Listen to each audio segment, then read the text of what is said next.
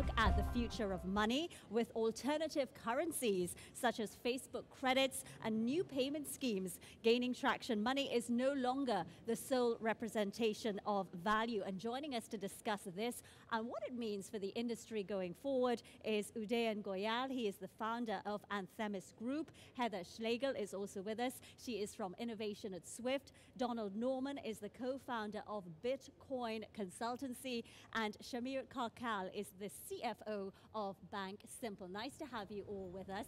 This is a very interesting group. I have to tell you, even before the break, we have a lot of jokesters here. I want to start, first of all, by asking each of you what it is that your company actually does and why is this area of the future of money so important for you?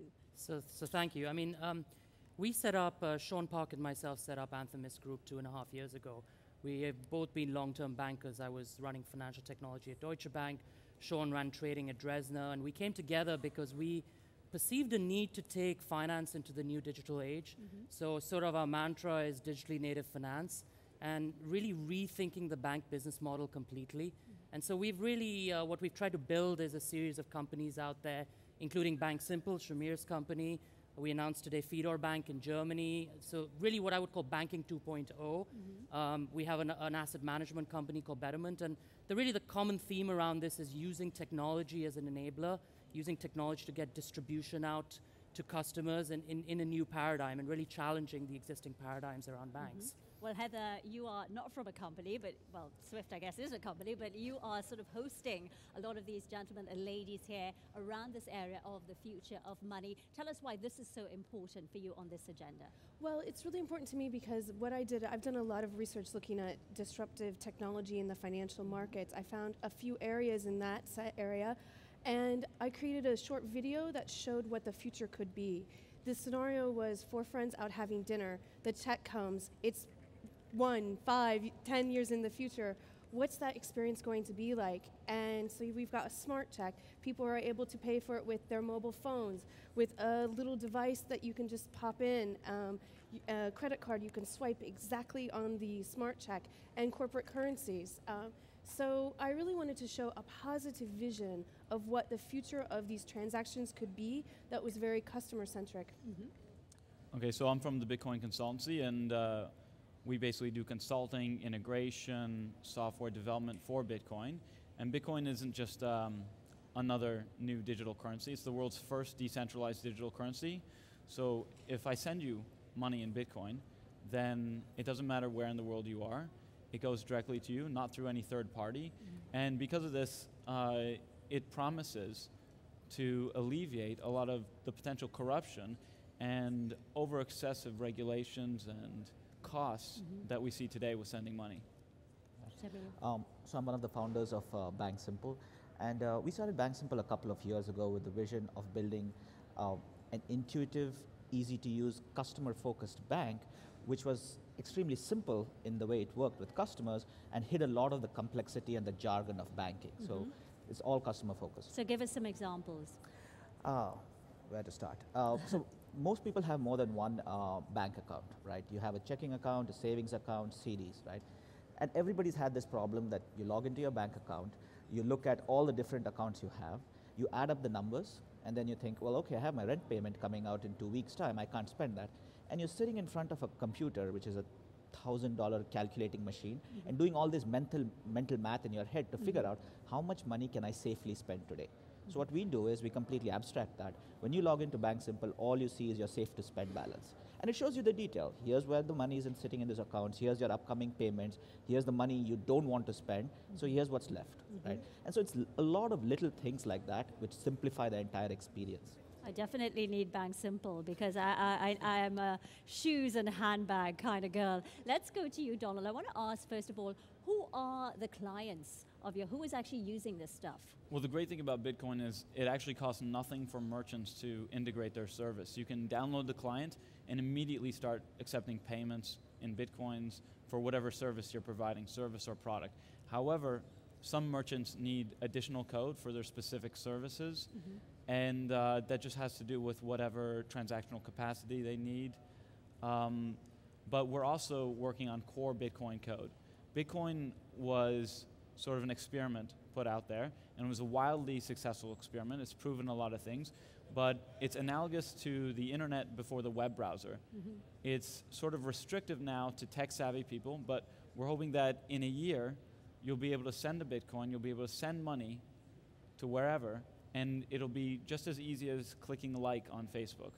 And because it's non-reversible transactions, then you're not going to be needing to put in all this excessive private information. Right now, merchants, they need this information to fight chargebacks, so that when there's fraud, they can go to the credit card company or PayPal and say, look, you know, it was him or her because we have this personal information. But with Bitcoin, the merchant can feel secure, and because of that, they can pass that securities and those savings on to the customer. One of the things that I think has been very interesting at this conference is that when you listen to the traditional side of the financial services industry and everybody talking there, they keep saying, look, we need to add value to the value chain, otherwise other players are going to come in and eat our lunch, and you are obviously those other players. If we flip that and we say, as new players coming into the industry with very new technologies and very innovative approaches, what do you need in terms of support from the traditional side of the industry?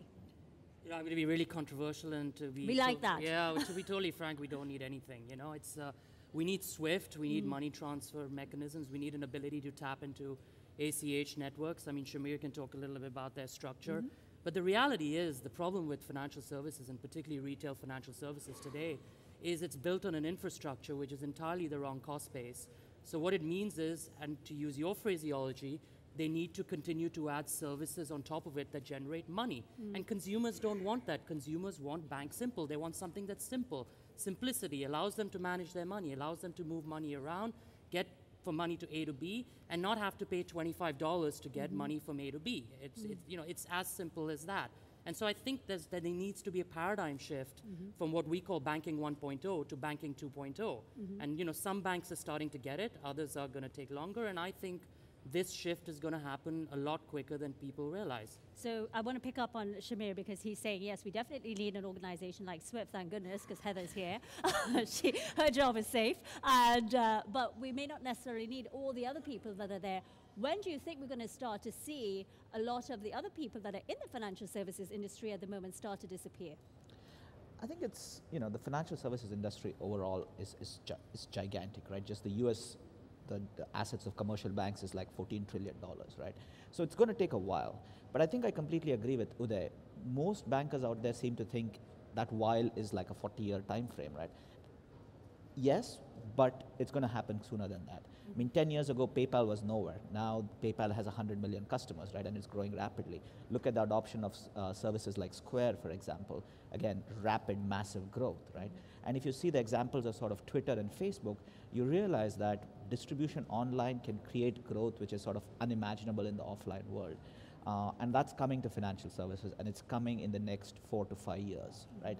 There will still be a place for institutions like SWIFT and other sort of infrastructure providers, because you can't replace all the infrastructure overnight. You still need central banks, you still need clearing houses, but you don't need these banks to sort of provide you with 100 products, none of which you can understand, and all of which will come with their own complicated fees, right?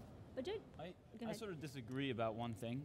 We've had the technology now for decades to send money internationally at very, very cheap rates, right? But Western Union, it started as a monopoly, and some would say that it still is. And to be honest, it's despicable, it's deplorable that we live in this world where the people with the with the smallest voice actually have to bear the burden of that cost. And I don't think that new digital currencies and new technologies are really going to do anything if they don't take those really oppressive controls out of the current players. And that's sort of the ideology behind Bitcoin.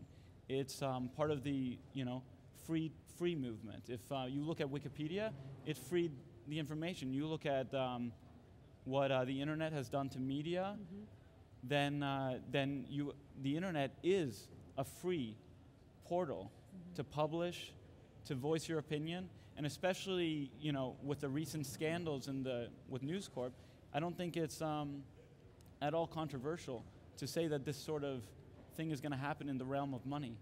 Yeah, but the great game changer, sorry about it, is technology. I mean, look, technology, why Western Union's been so successful in frankly running their crazy margins for so many years has been that technology didn't enable the consumer in the way it is today. So today the cell phone pretty much reaches everybody in the world. You know, that's a game changer because distribution suddenly becomes much easier and the ability to access that distribution becomes easier. So I actually think I'd be shorting Western Union stock if I was a shareholder, exactly, right? But I would too, but the people using Western Union have cell phones too. You know? But that's because nobody's built it yet, but right? It's not either or. It's not and like everyone's building closed loops, though. But I agree with that, and we had a big discussion around that. Sorry, Heather. Over to you.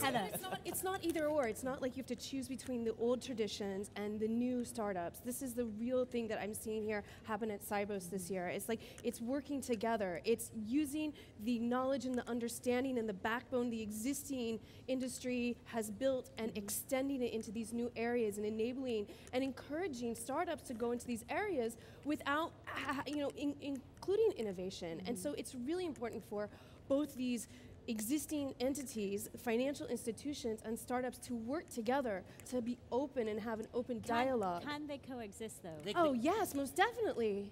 I mean, as an investor, I mean, I completely agree with Heather. I mean, so one of the things when Sean and I set this thing up was whether we went in and we'd go and talk to VCs and we'd go and talk, and every time a guy would have an amazing idea, and you'd be like, wow, we could use that in financial services, and you'd like talk to him and say, why aren't you putting that in financial services? He says, because it's easier to set up a pet store on the web, because it's regulation, right? And this is to your point, regulation in some ways has failed us because it favors those big players and has been a barrier to entry to the small players.